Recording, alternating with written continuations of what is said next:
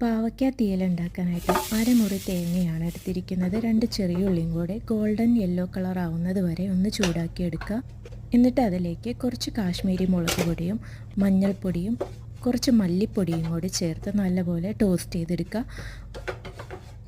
തേങ്ങയെല്ലാം ഒന്ന് ബ്രൗൺ കളറായി വരുമ്പോൾ തീ ഓഫ് ചെയ്ത് അതൊന്ന് ചൂടാറാനായിട്ട് വെക്കുക.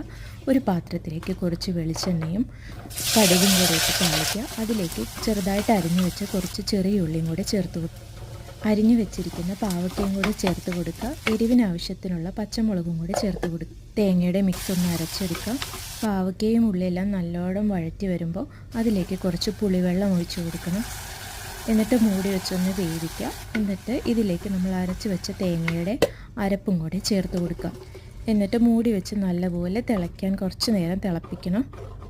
അപ്പോൾ പാവയ്ക്ക തീയൽ റെഡി ആയിട്ടുണ്ട്. എല്ലാവരും ഒന്ന് ട്രൈ ചെയ്ത് നോക്കുക. ഇഷ്ടപ്പെട്ടാലൊന്ന് വീഡിയോ ലൈക്ക്